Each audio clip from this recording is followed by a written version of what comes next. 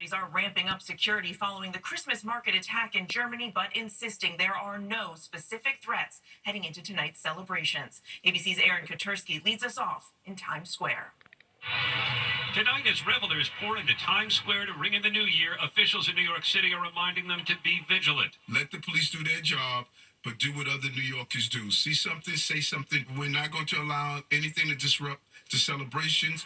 1 million people are packing the streets despite rain in the forecast. While officials say there's no specific threat, they remain on high alert, especially after the vehicle ramming at a Christmas market in Germany that left 5 dead and hundreds injured. Police are deploying trucks filled with sand and concrete barriers to block intersections. Manholes, mailboxes, and trash cans are sealed or removed. These are the earliest arrivals. Everybody here along this fence line had to go through a security checkpoint that can carry no large bags, no umbrellas, and they're right in this spot for the duration until the ball drop. Police are monitoring the celebrations with drones, canine units, and thousands of officers. Officers are also searching into the subway system, where today a passenger was left in critical condition after being pushed onto the tracks at this station south of Times Square. A suspect is in custody. All the security, though, in no way dampening spirits on this big night. I think it's going to be amazing. Super excited. Been wanting to do this for a while, actually, and now I got the chance to do it. Mary, I just spoke to the chief of department. He says so far, so good. The checkpoints have been open for a number of hours now, and these famous streets are filling up with revelers. We've seen heavily armed counterterrorism troops. We've also seen National Guard troops, drones, dogs. All these people seem to mind none of it, Mary. They're just here for the spectacle. Mary. And what a spectacle it will be, Aaron. Thank you. Tonight, as Aaron said, the crowd in Times Square is bracing for rain as we count down to midnight. An Arctic blast moving in for the new year. So let's get right to meteorologist Samara Theodore, also in Times Square, to time it all out for us. Samara? Well, Mary, here we are bracing for rain. Things still remain dry here in Times Square. The energy is palpable all around me. Let's go ahead and take a look at what that forecast holds.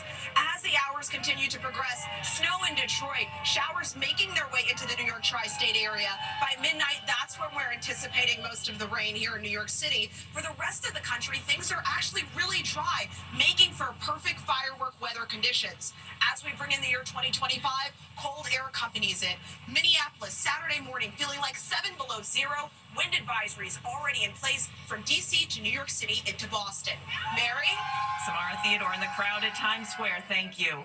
We move on now to the crippling blackout across nearly all of Puerto Rico. More than 1 million customers without power on New Year's Eve. Roughly 90% of homes and businesses on the island. The fragile power grid failing and restoring service could take days. Here's ABC's Victor Oquendo. Tonight, nearly all of Puerto Rico ringing in the new year in the dark. An island-wide blackout affecting more than 1 million customers. I'm really frustrated by this because it's not the first time it happens. It started 5:30 Tuesday morning. The cause still under investigation. 90% of the island's homes and businesses without power. Generators running in San Juan, shops closed, traffic lights down, the airport dark. Puerto Rico's power grid, notoriously fragile since Hurricane Maria hit in 2017, knocking out power for months. We were there. Everywhere you look, down power lines like these, which stretch right across the expressway. Power outages have become common, but a blackout like this is rare. There's lines and lines of folks just trying to fuel up their generators, trying to fuel up their vehicles. Tonight, Luma Energy, the private company that handles transmission and distribution of electricity, saying they're working to restore power quickly, getting the medical center and San Juan's hospital back online within hours. The power company says it could take 24 to 48 hours to restore power to the entire island. President Biden has spoken by phone with Puerto Rico's governor and offered federal assistance. Mary? Victor, we know you'll be tracking all of this. Thank you. Overseas tonight, investigators are searching for the cause of that deadly plane crash in South Korea. An 8-person team from the U.S. now on site. The Boeing jet crashing just off the runway following reports of a bird strike. ABC's Britt Clennett in South Korea. Tonight, investigators in South Korea are on hands and knees, painstakingly trying to unravel the mystery of the country's worst air tragedy in decades. When this Jeju Air Boeing 737-800 skidded down the runway and crashed into a concrete wall after a reported bird strike. An An 8-person team from the US, including members of the NTSB, FAA, and Boeing, among those on site this morning. Investigators are now sweeping through this area. They're combing through the wreckage. I can see twisted plane seats, in-flight magazines, safety cards, even bits of clothing. They're trying to look for any kind of forensic clue they can find. Both black boxes have been recovered, but one of them is reportedly damaged. Grieving family members watching as they work. White chrysanthemums symbolizing grief on the fence. And inside the airport, where families of the 179 victims wail in anguish. We met Kim Bok-wan, who showed me a photo of his brother, Kim Dok-wan. Mo? Telling me every time he speaks, he feels like he will burst into tears. Mary, Jeju Air's CEO says the pre-flight inspection of the doomed jet showed nothing abnormal with that landing gear. Meanwhile, South Korean aviation authorities are conducting inspections of all the country's Boeing 737-800s. Mary? Britt, thank you. Now to the nation honoring late President Jimmy Carter, the public with its first chance to pay respects this weekend. And tonight, Carter's grandson, Jason, describing to ABC the president's final weeks, including the moment he said he wanted to, quote, go see Rosalind, his beloved wife of 77 years. Here's ABC's Steve Osunsami. The people who Jimmy Carter loved the most are tonight writing their goodbyes. How are you doing? We're okay. I mean, you know, this is a time of the year when we used to all get together as a family anyway. And we all have been talking in my family about how Papa wanted us to all get together for New Year's one more time. So Yeah, and here it's happened. here it's happened. Jason Carter is one of 12 grandchildren who helped fill the hearts of the former president and former first lady with sunshine. The chair of the Carter Center, continuing the family's legacy of public service. He says it feels like his grandfather didn't want to enter the new year without his dear Rose, who died first. I went earlier this month to go see him, and I knew that he was ready.